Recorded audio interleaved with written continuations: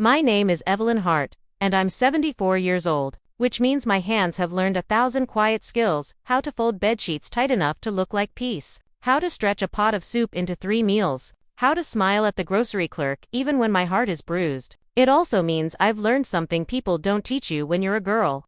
A woman can live inside a storm for decades and still keep one dry match hidden in her pocket. For a long time, my husband believed I was the storm's furniture, the thing it rattled, the thing it leaned on, the thing it hit when it had nowhere else to land. He never understood that I was watching the whole time, not with drama, not with revenge in my eyes, just with that small, careful attention you develop when you've spent years listening for the sound of a bottle turning, a footstep coming too fast, a door shutting too hard. I used to think my life would be ordinary in the best way: Sunday laundry, garden dirt under my nails, a slow creak of age in a house that knew my name. I married Graham when I was 19. Back then, he was the kind of man who made the world feel easier just by standing in it. He could fix a leaky faucet with his shirt sleeves rolled up and a joke tucked in his teeth. He danced terribly and didn't care. He'd come home from the plant smelling like metal and sweat and peppermint gum, and he'd lift me off the floor like I weighed nothing but laughter. We built our little place on Maple Hollow Road, one payment at a time. A modest house, white siding that peeled a bit near the porch steps, a kitchen window that caught the morning sun like it was trying to bless us. In the early years, we weren't rich, but we were steady. We were the kind of couple people point to at church and say, "Now that's how you do it." What people don't realize is that some marriages don't explode. They ferment, slowly, quietly, like fruit left too long in the dark. Graham always drank. At first, it was the harmless sort: to beers after work, a whiskey on Friday night when the bills were paid. He'd laugh louder, tell the same stories twice, kiss my forehead and call me Evie like I was still 19. I didn't fear it. I didn't even dislike it. It was just part of him, like his rough hands and his stubborn streak. Then retirement arrived, and the days stretched out like empty road. He didn't know what to do with quiet. Some men learn to plant tomatoes, learn to read, learn to sit with themselves. My husband learned to chase the old burn inside his chest with the bottom of a bottle. The first time I understood what we were becoming was on a Tuesday afternoon. Nothing special about it at all. I'd made chicken and dumplings, the kind he used to praise like it was a gift from God. I set the bowl in front of him.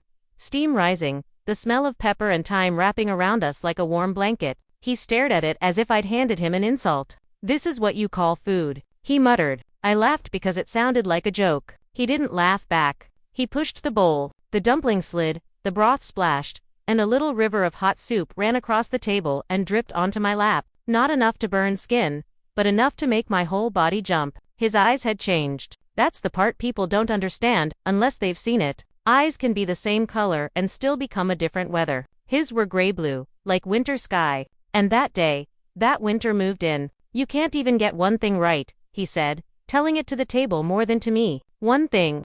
I remember blinking hard, like I could blink my way back into the old marriage. I'll warm it," I said, reaching for the bowl. His hand flashed out and gripped my wrist. Not a punch, not a bruise yet, just a clamp, just ownership, just a message pressed into bone. "You touch it again," he said softly, "and I'll flip the whole damn table."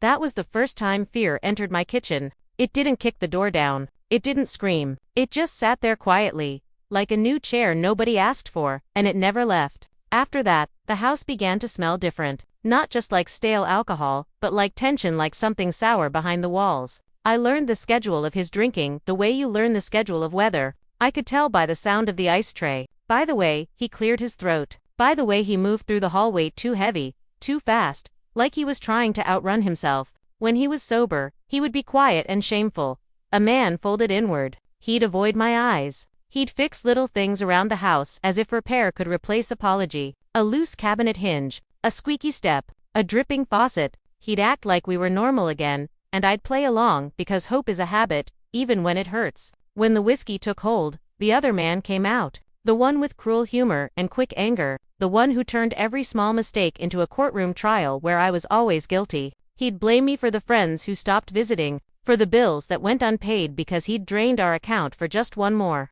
He'd call me names that didn't even sound like they belonged in the same mouth that used to sing me off-key love songs. Old crow. Useless anchor. Sometimes he'd lean close enough that I could smell the rotten sweetness of cheap liquor, and he'd whisper, "You think you're better than me, don't you?" I learned to answer with silence. Silence keeps you alive. It also eats you from the inside, like slow rust. I started sleeping lighter. I'd lie in bed and listen to him in the living room, the TV flashing blue light across the walls, his breath turning into that wet, ugly snore when he passed out, with his boots still on. Some nights I'd get up and stand in the doorway and look at him there on the couch like a collapsed giant.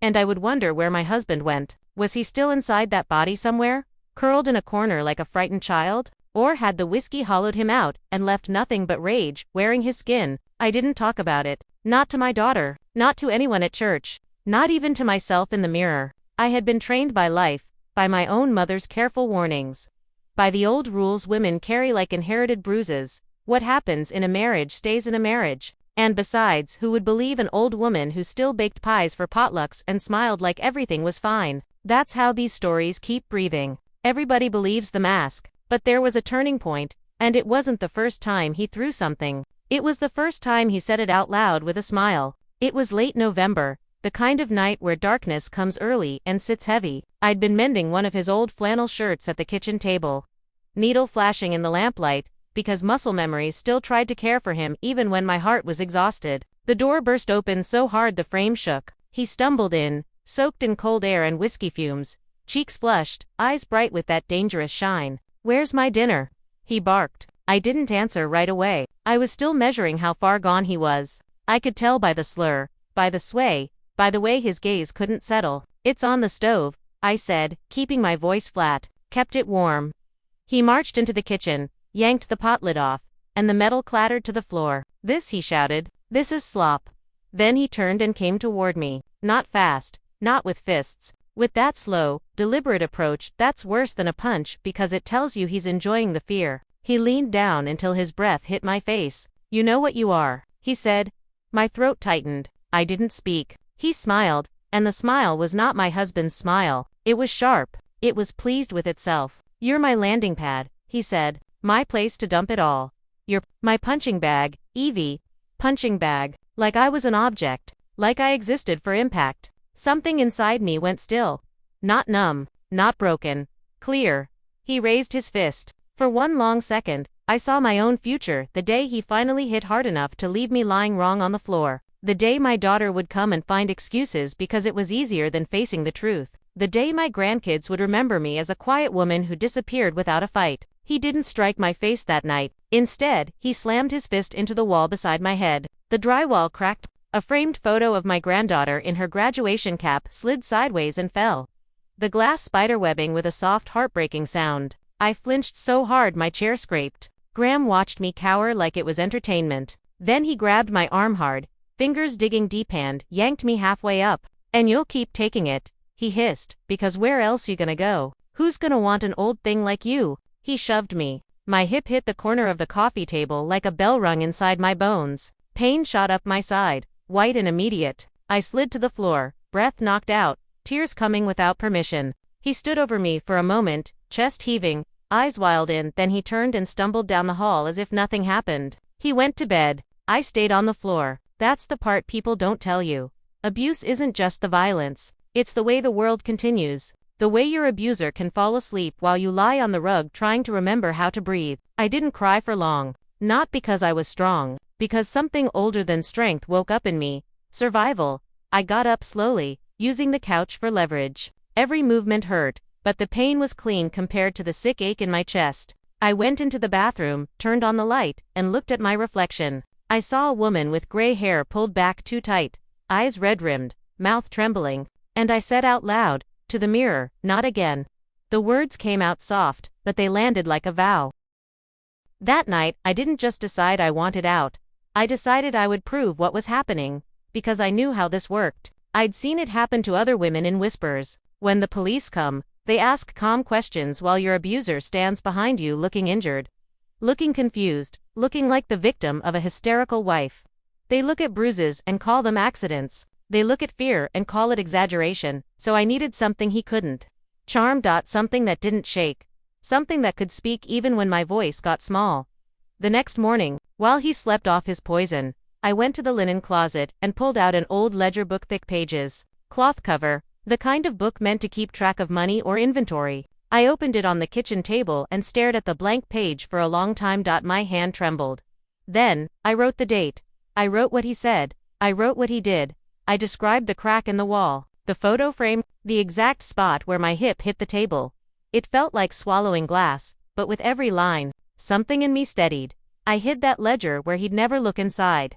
The hollow space beneath a loose floorboard by my side of the bed. I'd known about that board for years. I used to hide Christmas gifts there when the kids were little. Now I was hiding my freedom. After that, I wrote every day. Not poems, not feelings, facts. Time, place, what he drank, what he broke, what he threatened. I became a librarian of my own suffering, cataloging it carefully the way I used to catalog books at the library: author, title, subject, date, as if order could tame chaos. I took photos too, when I could. A shattered plate, a dent in the pantry door, my bruised forearm in the bathroom mirror, my own terrified eyes staring back. And through all of it, I felt the eyes next door. Mrs. Larkin, my neighbor, had lived beside us for 12 years, a widow with gentle hands and bird feeders hung from her porch. We'd always been polite, never close. Waves at the mailbox, small talk about weather, compliments about roses. But I knew she heard it. Our walls were thin, the kind of thin where you can hear someone sneeze, where you can hear cabinets slam, where you can hear a man shouting a woman's name like a curse. Some days, when I watered my little patch of marigolds out front, the one place I could breathe, I'd catch Mrs. Larkin watching me with worry pressed into her face. When our eyes met, she would look away quickly, like she was ashamed of witnessing, and I was ashamed too. Shame is another kind of cage. It makes you guard the bars yourself until the night he destroyed something I couldn't replace. My mother's porcelain figurines had sat on our mantel for as long as I could remember. Tiny, delicate things, dancers and birds, and a little girl holding a basket, nothing worth money, but worth memory. My mother had held those pieces in her hands when she was young, and sometimes, when the house was quiet, I would run my fingers over them and remember the softness in her voice. Graham came home drunker than usual, angry about something that didn't matter. He accused me of hiding his wallet. It was in his coat pocket the whole time. He didn't care when I showed him. He needed rage more than he needed truth. He swept his arm across the mantel. The figurines hit the hardwood and shattered like small bones. The sound did something to me. It wasn't just anger, it was grief, like he'd smashed my mother right in front of me and laughed. I screamed one raw sound, animal and humiliating, and I heard, through the thin wall, a sudden movement next door, a chair scraping, a door opening and closing. The next morning, I was sweeping up the last tiny shards when I stepped onto the porch to shake out a rug. The air was cold, bright, honest. Mrs. Larkin was out too, watering her window box with hands that shook a little. She looked up and didn't look away this time. "Evelyn," she said softly, Are you safe?" I opened my mouth to lie. It was automatic, muscle memory. But the lie stuck in my throat like a dry crust of bread. My eyes filled before I could stop them, and the shame that had kept me silent for years cracked open right there on my porch, under a sky that didn't judge me. "It's getting worse," I whispered. Mrs. Larkin set down her watering can like it weighed 100 pounds. She walked across the grass to my porch, slow and sure, and she took my hand. "I hear it," she said. "I've heard it for a long time." My knees went weak. Not from fear, from the relief of being seen. "I didn't want anyone to know," I said, and it sounded like confession. She squeezed my fingers. "Honey, he made you think the shame belongs to you. It doesn't." Those words, simple, plain, lit up something inside me like a match. I didn't tell her everything, not all at once, but I told her enough. I told her about the wall, the shove, the ledger, the photos, and she listened. She didn't interrupt. She didn't offer cheap comfort. She just listened like a witness. Then she said the sentence that changed my life. "If you decide to leave, I will stand with you. And if you need someone to say what they've heard, I will say it." A witness. I had been collecting proof in secret, but a witness turns secret into real. That afternoon, while Graham was out chasing his next drink, I sat at my kitchen table with the ledger open and wrote something new, not about violence, but about choice. I wrote, "Mrs. Larkin knows." I wrote, "I am not alone." And that was the first day. My fear began to lose its grip. The night that pushed me over the edge wasn't about me. It was about my cat, my old tabby, Uni, who slept on my feet and purred like forgiveness. Graham had been on a binge for 2 days, the house thick with alcohol and angry silence. He sat in his chair with the bottle in his hand and stared at Uni like she'd insulted him. "You see too much," He muttered to her, swaying slightly. "You're always watching, always on her side." He lifted the bottle, and something in my chest went cold and sharp. That wasn't just drunken anger. That was cruelty looking for a smaller target. That was the kind of violence that spreads when it's not stopped. I didn't scream. I didn't confront. I slipped out the back door with my purse and my phone and ran next door like my life depended on it, because it did. Mrs. Larkin opened the door, saw my face, and pulled me in without a question. "He's going to hurt her," I gasped. "He's not himself." Mrs. Larkin's mouth tightened. Her kindness didn't vanish. But something stronger stepped forward behind it. She called animal control first, calm but urgent. Then she called her niece, who worked at a women's advocacy office. Then she looked at me and said, "You are not going back in there tonight." I wanted to argue out of habit. But my body, my bruised hip, my tight throat, my sleepless eyes had already agreed. That's how it began. Not with a dramatic suitcase packed at midnight, with a neighbor's steady hands.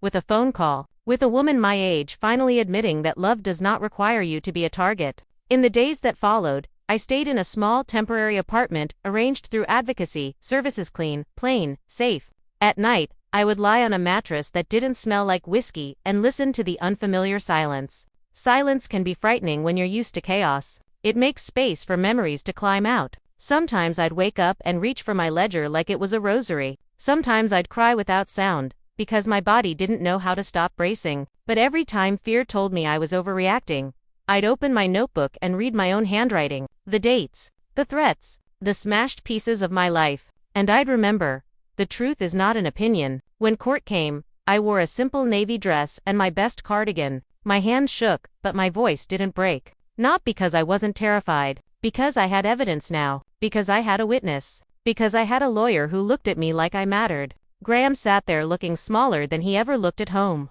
Not small with regret, small with inconvenience. He tried to smirk when my lawyer spoke. He tried to paint me as dramatic, nagging, unstable. He used all the old tricks. But paper doesn't care about charm. Photos don't blink. And Mrs. Larkin, quiet widow next door, stood up and told the truth like she was ringing a bell. "I heard him," she said. "For years, I heard things break. I heard her cry. I saw her bruises. And I saw her try to hide it." There's a moment in a courtroom when the air changes. When a story stops being he said, she said, and becomes we know. I felt it. The judge felt it. Even Graham felt it. Because his face tightened like a man realizing his mask is sliding off in public. When the ruling came, it didn't feel like victory fireworks. It felt like a door unlocking. The house stayed mine. The one place I had feared would become his trophy, his cage for me, became my ground again. A portion of his pension was assigned to me, not because I wanted to punish him, but because I wanted to live without begging, without starvation, without the financial leash he'd used to keep me obedient. A restraining order went into place. And when I walked out into the sunlight afterward, leaning on Mrs. Larkin's arm, I didn't feel young. I didn't feel triumphant. I felt quietly real, like someone who had been underwater for years and finally broke the surface. Here's what freedom looks like when you're 74. It looks like making tea without flinching at footsteps. It looks like sleeping through the night and waking up confused because your body expected to be startled. It looks like sweeping your own floor and realizing you're no longer cleaning up a man's destruction. It looks like hanging a new photo where the cracked frame used to be and not apologizing for taking up space. Sometimes, on certain evenings, I still catch myself bracing when a car door slams outside. Trauma doesn't pack its bags just because a judge signs papers, but it gets quieter, little by little, when you live in safety long enough. And the strangest part, I don't miss him. I missed the man. I thought he was the one who danced badly in the kitchen and kissed my forehead like it was home. But that man is a photograph now, and photographs cannot hurt you. On my porch now, I keep a small wind chime that sings when the air moves. I planted marigolds again, brighter this year, stubborn orange against the world. Sometimes I sit out there with Uni curled in my lap, and I listen, not for danger, for peace. And I think about how many women are still living inside storms. Believing silence is loyalty, believing fear is marriage, believing their age means they should tolerate less joy and more pain. So if you're listening and your life has gotten small in ways you can't explain to anyone without shaking, let me tell you something I learned late but true. A woman does not become powerless with age. She becomes precise. She learns where to press to make a lock open. She learns what to write down. She learns who will stand beside her. And when she finally chooses herself, It's not loud like a movie, it's quiet like a key turning. It's steady like dawn. It's a soft sound in the dark that says, "Not again,"